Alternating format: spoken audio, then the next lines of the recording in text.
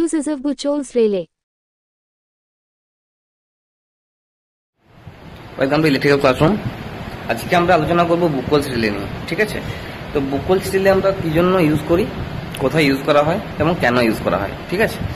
তো বুকহোলস রিলে একটা safety device যেটা আমরা ট্রান্সফর্মার ইউজ করি। তাহলে কি হলো, বুকহোলস রিলে একটা সেফটি ডিভাইস যেটা আমরা ট্রান্সফর্মার ক্ষেত্রে ইউজ করি। এবার কোশ্চেন হচ্ছে কোন ট্রান্সফর্মার ক্ষেত্রে ইউজ করা হয়। বুকহোলস রিলে জেনারেলি 100 kV এর উপরে যেসব ট্রান্সফর্মার আছে সেসব ট্রান্সফর্মার ক্ষেত্রে ইউজ করা হয়। আরেকটা জিনিস মনে রাখতে হবে, বুকহোলস রিলে অলওয়েজ ইউজ হবে যেখানে কুলিং সিস্টেম অয়েল কুলড ট্রান্সফর্মারের ক্ষেত্রে বুকহোলস রিলে ইউজ করতে হবে।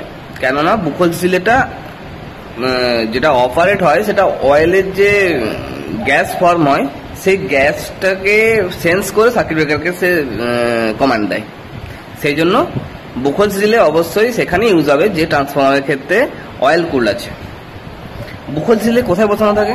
বুকহোলস রিলে বসানো থাকে যে ট্রান্সফর্মার যে মেন ট্যাঙ্ক এবং ট্রান্সফর্মারের যে কনজারভেটর ট্যাঙ্ক, ওপরে একটা ট্যাঙ্ক থাকে, ওই কনজারভেটর ট্যাঙ্ক এবং মেন ট্যাঙ্কের মাঝে একটা পাইপ দিয়ে কানেক্ট করা থাকে, সেই পাইপের মাঝে বুকহোলস রিলে বসানো থাকে। বোঝা গেল? বুকহোলস রিলে কিভাবে কাজ করে?